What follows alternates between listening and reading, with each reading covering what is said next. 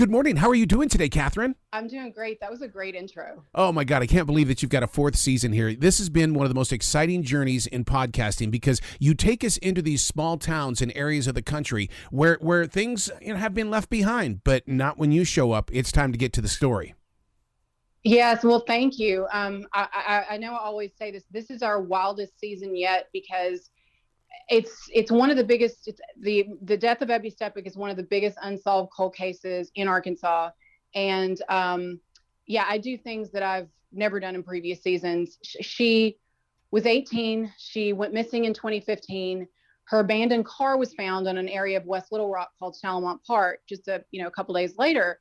But then it took 3 years to find her body. Right. And the whole time, her body had been in a storm drain just a few feet from the car. So this whole time that her mom and her grandmother are looking around the world, thinking she might have been sex trafficked or she might be in Australia. There's Ebby sightings everywhere.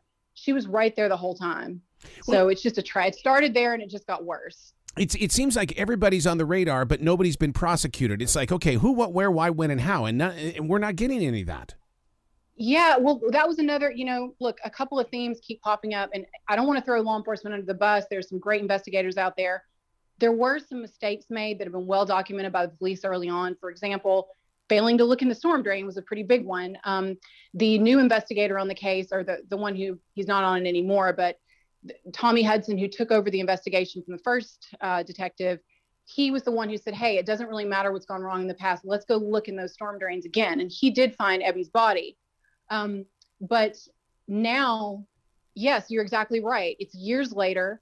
You have a couple of different groups of people. So first, she was at a party. She went missing on a Sunday. Mm-hmm. The last contact we know was a phone call she had with her brother. And in this phone call, she seemed to be impaired. She kept saying, I'm messed up. I don't know where I am. I'm with my car, but I don't know where I am.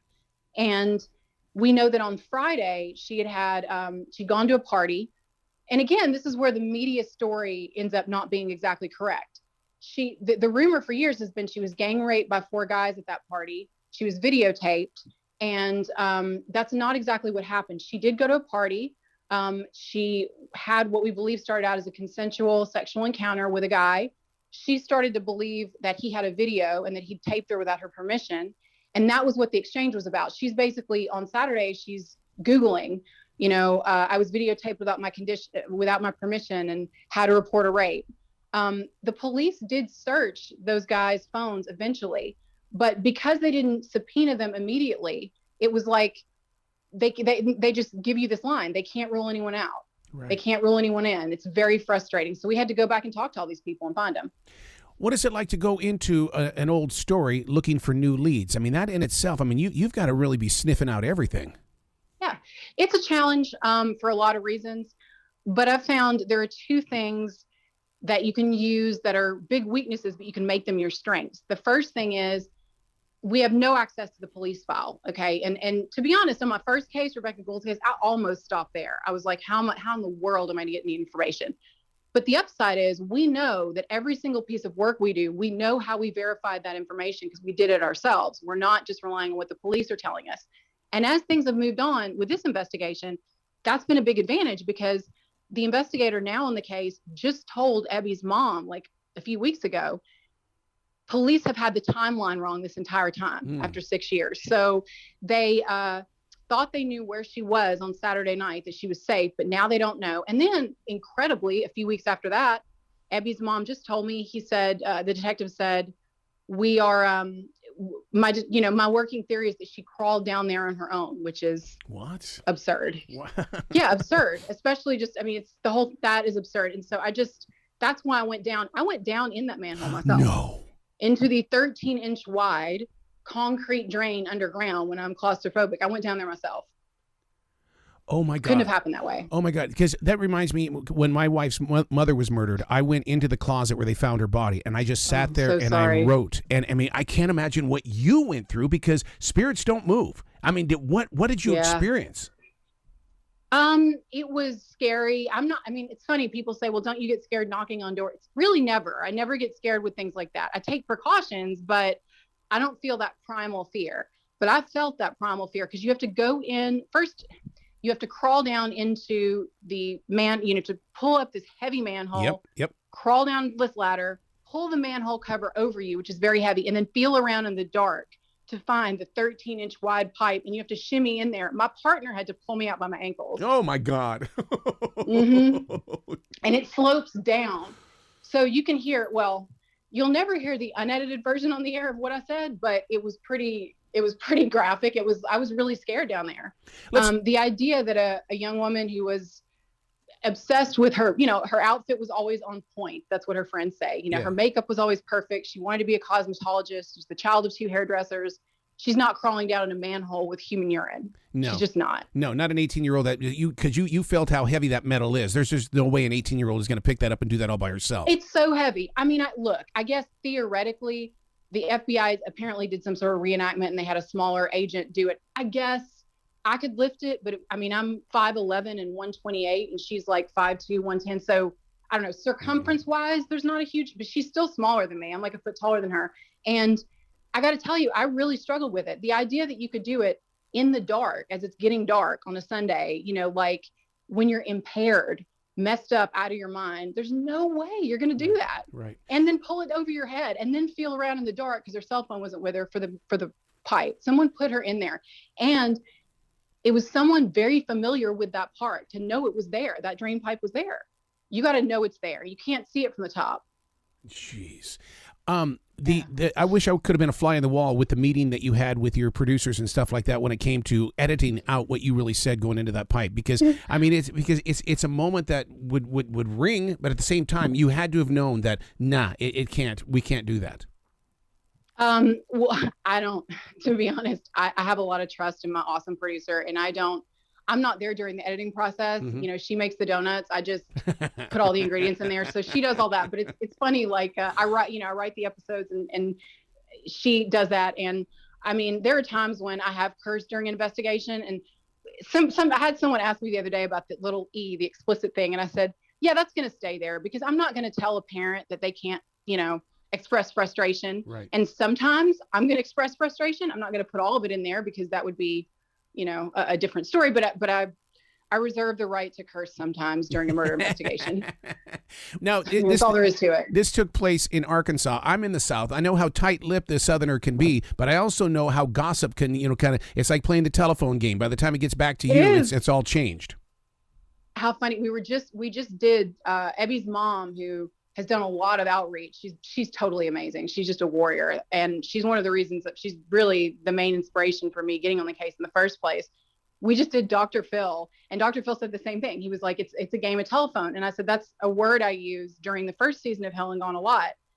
And it's interesting because that's helpful, but it's usually there's a grain of truth in every story. Yep. And it's just trying to figure out which parts are true, which ones are exaggerated, and which ones, sometimes they'll be totally false. But you've got to eliminate things. You got to be like Sherlock Holmes and go through. I mean, some of these guys who were around on Friday night, it's my belief they had nothing to do with, what happened to Ebby. But unfortunately, over the years, because no one's been eliminated, it's following them around too. You know what I mean? So it's really bad for, of course, Ebby and her family are the first concern, but it has a huge effect on so many people, the whole community. Was it strange that none of Ebby's friends knew who she hung out with? When you brought that up, I was like going, really? And it's like everybody knows who I'm hanging with. Well, she was, again, this is part of, we all like to be Google detectives and keyboard warriors, myself included. But this is where being on the ground really helps, because her state of mind at that time. So she was a kid. She's figuring her life out, dating different guys, like hanging out with different people. She had just moved out of her house. And it was that thing where her parents said, look, if you can't follow our rules, you got to move out, Oh boy. And absolutely thinking they were doing the right thing for her, trying to get her into a stable life. So she did. And she was sort of living this very nomadic lifestyle. She would stay with her brother one night, her grandparents one day. And she'd also just changed schools. So she'd been going to this smaller school for years, where she had this close-knit group of friends. But once she transferred to Central High, which is a larger high school, she disappeared in October. So she'd only been at that high school for a couple months. She also had a new job. So she had a lot of different friend groups who lived in different parts of Little Rock. And that's that's why. When you show up in a city, how does the journey begin? Because you've got to get the sights and the sounds down first, because because the story's waiting, but you've got to build that story. How do you arrive on the scene and get things underway? Well, so I know I had an advantage because I know Little Rock well. Mm-hmm. I was actually born there, and I grew up sort of in the southern. I grew up in the southern part of the state, not far from there. And but yeah, with Little Rock, I guess, there's always got to be what I call a tour guide, right? Mm-hmm. So sometimes it's a friend, sometimes it's a family member, that person who's going to be able to pull you in the case and be your sort of main, touch point. And that can change at different points. So to me, it's really more about listening to people and letting people building that trust, and even people who might have been afraid to talk to the police. And by the way, that's another advantage of being us. We're not the police. We can't force anybody to talk. So really it comes from members of the community trusting me, trusting us, introducing us to other people, telling us we're okay to talk to. We're not out to get someone because they were doing drugs or something. We don't care about any of those things. We just want to know what happened. It's everything says that you're a journalist, you're an investigator, but you're also a healer, and a healing in the way that you're getting people to talk about it. Do you ever feel those moments when they're releasing that? It's like this has been all pinned up inside of them for how many years now? 6 years? Yeah. Well, it's interesting. I think because someone said to me once, they've done other media things, and I've encountered this in media myself. This is one of the reasons I do the podcast and not a TV show, by the way. Right. Because they're so focused on, okay, we got to get people to sign releases, we've got to get this and that and this angle. I don't care about any of those things. I just want to get the person can talk as long as they need to. Eventually we're trying to find answers. We're doing an investigation in a very organic way that's actually, I think, going to help the case.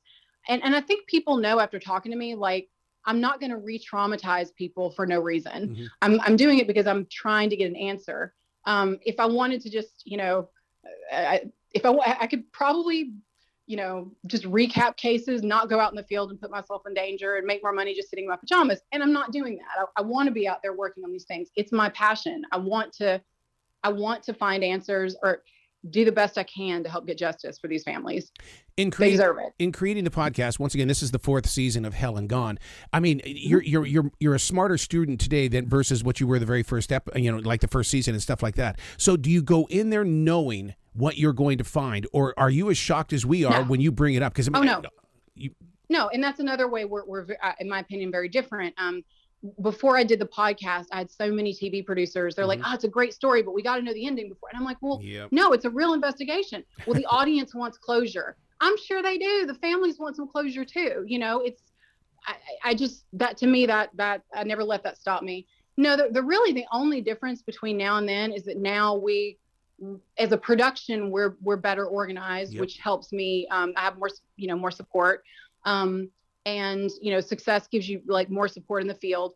But otherwise, to be honest with you, in season 1, when the first detective told me to mind my own business, that I was just there for entertainment purposes and to stay in my lane, his exact words were, investigations are grown-up stuff. Well, he's now gone, and there was an arrest made in that case after almost 16 years.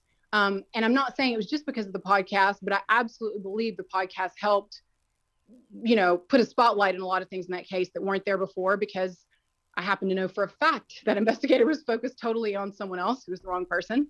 So I'm not going to mind my own business, and I'm not going to be intimidated by them anymore. That's really the only difference. I'm not intimidated at all anymore.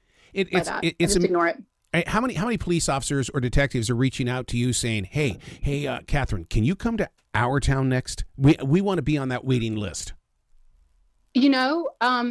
Interestingly, there has been some of that, but mainly in most of our cases, although in this case there's a big exception, I had a really good working relationship with the investigator who took over Rebecca Gould's case after the initial investigator, who I butted heads with a lot, was left.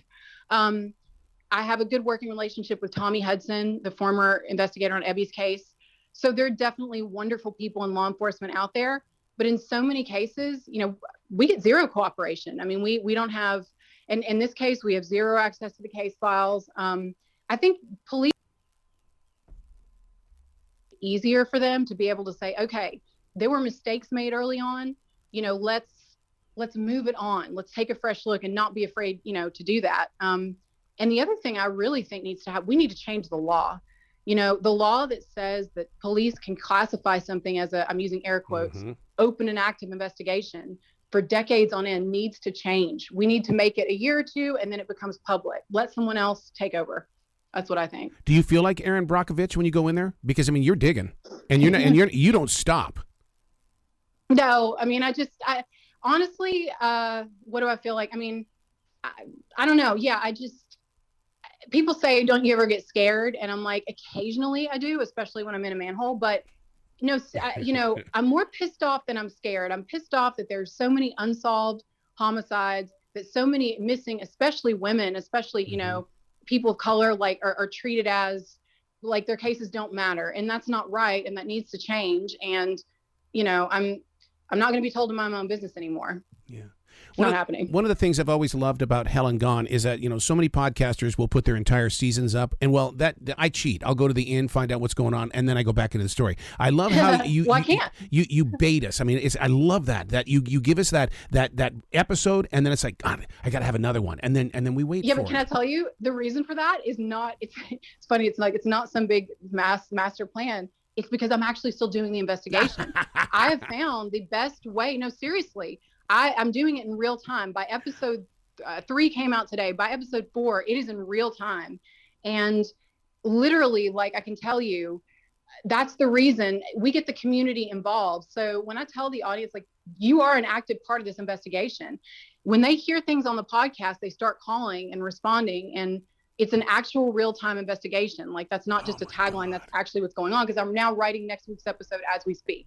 That's the way to do it. That to me, that is modern day journalism reaching areas that I wish we could have had 10 or 15 years ago, but it wasn't. It was there, but it wasn't there like it is today. Me too. I love it. I wish, I agree. That's what has me so passionate about this medium. I think it's a great way to tell stories. You can take all the time you need. It reaches a massive audience. I'm sorry, I had that on airplane mode. And I just, I'm very passionate about it. Well, I'm so glad that you're doing what you're doing, because once again, I'm always going to see you as a healer, and you're also that storyteller. You got to come back to this show anytime in the future, Catherine. The door is always going to be open for you. And I want the audience to know they're making a difference in this case. So it's real. It's not just every week. See, you're putting people first. I love that about you. I love that. I try, Well, you be brilliant today, okay? You too, and thank you so much for having me. All right, bye.